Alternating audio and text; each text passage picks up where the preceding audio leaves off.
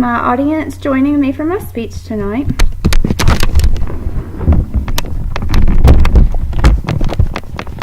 By the end of this speech, I hope that they will have a great understanding of influenza, the spread of it, and all of the components to do with it.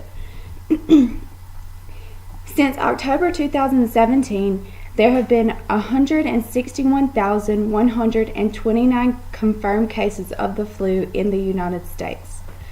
Along with all these confirmed cases, there have been a countless number of hospitalizations to do with the flu.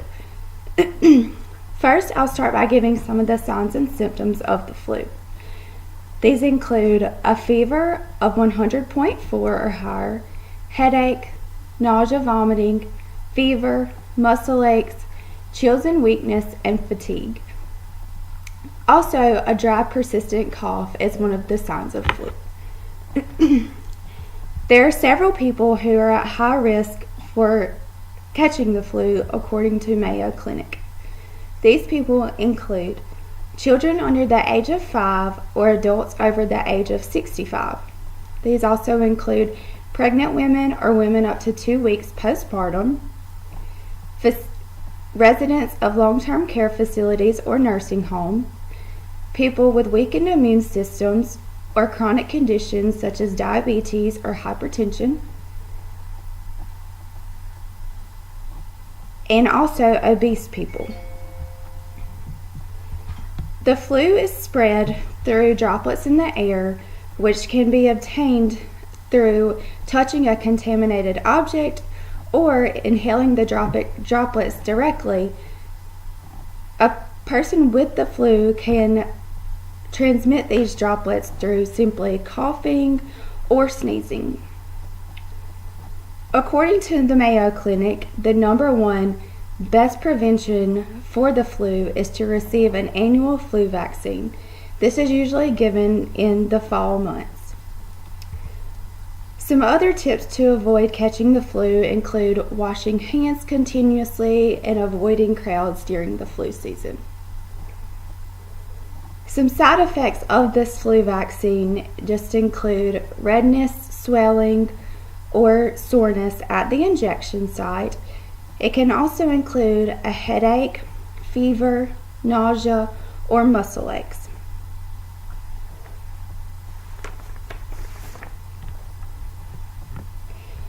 If you were to catch the flu, there's truly only one treatment for the flu, and this is antiviral drugs such as Tamiflu. Another tip for catching the flu, the treatment, is to make sure that you stay hydrated in order to avoid further complications such as dehydration.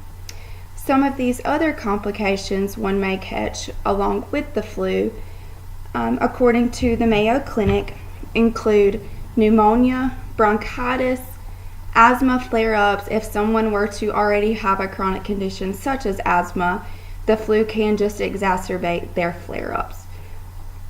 The flu can also lead to heart problems, kidney problems, ear infections, and much more. This is why people with weakened immune systems and those at high risk must be very sure to stay away from crowds, avoid sick people, and just stay in as much as possible during flu season. This flu season has been one of the largest in several years. It has been the most confirmed cases, and there have actually been many confirmed deaths that have been flu-related this fall. Actually, according to the CDC, there have been 97 pediatric deaths, and the number of adult deaths is above the epidemic threshold. So they don't actually have the accurate number yet. There are two different types of flu. This includes influenza A and influenza B. Influenza A is much more common than type B.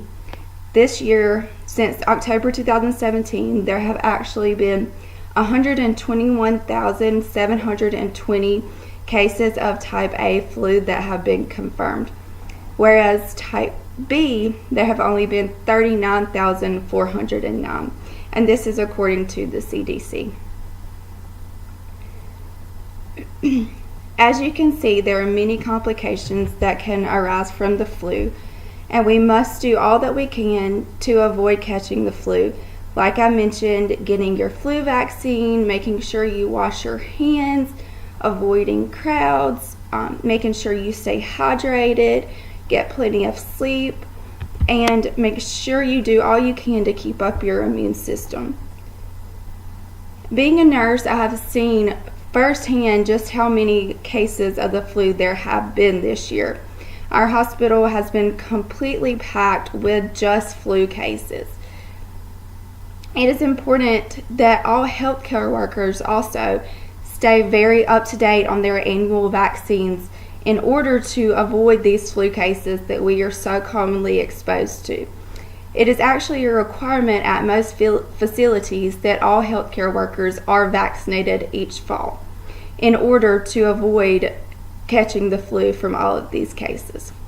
I hope that by now you have a much better understanding of influenza, what to watch out for, how to prevent it, the treatment, those at high risk, and the different types, and how many cases there have actually been confirmed this year.